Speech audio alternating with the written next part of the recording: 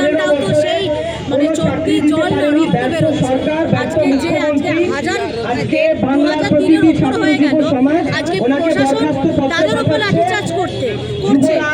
এত যখন মানে অত্যাচার হয়ে যাচ্ছে তখন কিন্তু প্রশাসনের লাঠিচার্জ দেখবে না, পাড়ায় পাড়ায় গুলি চলছে, বন্দুক চলছে, রাজধানী সব হচ্ছে, তখন প্রশাসনের কোনো তৎপরতা দেখবে না। আজকে আমার তোমার বাড়ির ছেলেমেয়েরা পড়াশোনা শিখে কষ্ট করে আমাদের মতো দেখো মধ্যবিত্ত পরিবারের আমরা তো আমাদের মা বাবারা যথেষ্ট পেট কেটে নিজেদের শখ আল্লাহ জলাঞ্জলি দিয়ে আজকে সন্তানদের দাঁড় করিয়ে তাদের পাওনা কি প্রাপ্য কি ছেলে মেয়ে বাড়িতে পাদদেশে বসে রাস্তায় লাঠির পেটা খাচ্ছে। এটা একটা বাবা মাকে দেখতে হচ্ছে। কোথায় সে দেখবে তার সন্তান সকালবেলা উঠে অফিস যাচ্ছে, চাকরিতে যাচ্ছে না। এই রাজ্যে এসব দেখার সৌভাগ্য হবে না। এই রাজ্যে তুমি বেরিয়ে সন্ধ্যা হয়ে গেছে না, এখানে তোমার আমার কোনো তো সুরক্ষা নেই। বলেই তো দিয়েছে এই রাজ্যের মহিলা মুখ্যমন্ত্রী যে নাকি রেপকে এনকারেজ করে, রেপিস্টদেরকে সাহস যোগায়, যে রেপিস্টরা যেটা করেছে ঠিক করেছে, তুমি আমি 8টার পর বেরোবো কেন মেয়ে হয়ে? ও তো ফতোয়া জারি করছে। ও তো নিজেকে ওই যেরকম বাংলাদেশে ফতোয়া জারি হয়, ও তো বেগম নিজেকে সেটা মনে করে ফতোয়া জারি করছে। এই তো রাজ্যের অবস্থা করে রেখেছে। আজকে আমরা আপ্রাণ চেষ্টা করছি যে আজকে আমাদের এক্ষুনি মাননীয় বিরোধী দলনেতা এসেছিলেন, আজকে আমরা সবাই মিলে আপ্রাণ চেষ্টা করছি এই রাজ্যটাকে একটা জায়গায় দাঁড় করাতে। লোকে বলবে যে বিজেপি এলে কি করবে, দেখেনি বিজেপি শাসিত রাজ্যগুলো দেখেনি? আরে আজকে ওই রাজ্যেই তো চাকরি করতে যেতে হচ্ছে, যাতে বাবা মা চোখের জল মুছতে মুছতে সন্তানদেরকে ট্রেনে তুলে দিতে না হয়। তারা ঘুরে বাদে কাজকর্ম করে চাকরি বাকরি করে নিজের শহরে নিজের রাজ্যেই যাতে থাকে, সেই জন্য আমাদের লড়াই তোমার আমার সম্মানের জন্য, আমাদের আগামী ভবিষ্যৎ প্রজন্ম যাতে মাথা তুলে বাঁচতে পারে সসম্মানের সাথে। কোনো নারী কোনো মহিলা সে নিশ্চিন্তে রাত্রিবেলা ঘুরে বেড়াবে, তাকে কেউ বলবে না যে কেন 8টার পর বেরোচ্ছে। সেই জন্য বিজেপি সরকার চায়। আজকে আমাদের কলকারখানা নেই আমাদের রাজ্যে, কেন নেই? আজ আমার রাজ্যে কি নেই? একটা ইনফ্রাস্ট্রাকচার, একটা কলকারখানার জন্য যা যা দরকার অন্যান্য স্টেটে কিছু না কিছু কমই আছে। জল আছে তো ট্রান্সপোর্ট নেই, ট্রান্সপোর্টের ব্যবস্থা আছে তো জল নেই।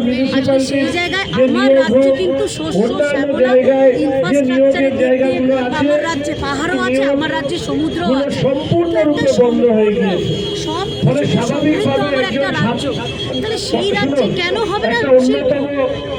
আজকে ডবল ইঞ্জিন সরকার এলে যেরকম আজকে গুজরাট সেজে উঠেছে, যেরকম আজকে ব্যাঙ্গালোর সেজে উঠেছে, আজকে ইউপি বিহারকে নিয়ে নাকি আমরা হাসতাম খেলনি করতাম, সেই দুটো রাজ্য সবথেকে বেশি আইপিএস দিচ্ছি। তার কারণ আজকে আমরা তারা পরিচয় শ্রমিক হয়ে বাইরে কাজ করতে যাচ্ছে। কেন?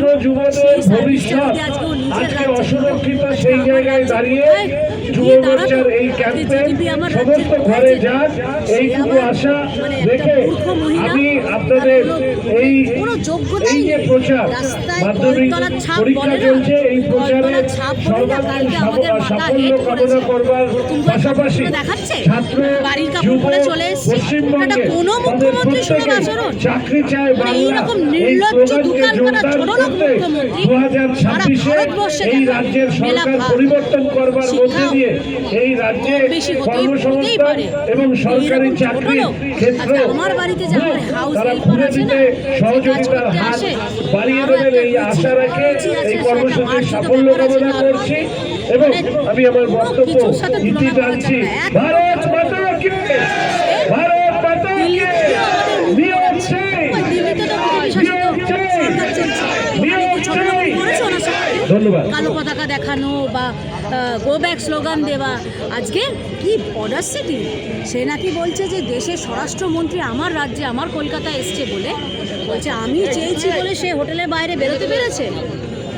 এত ঔদ্ধত্য তার! জানা ক্ষমতা থাকলে যা, তাহলে এখান থেকে পুলিশ নিয়ে গেছিস কেন? দিল্লি পুলিশও তো কোনো অসভ্যতামি করেনি তাকে।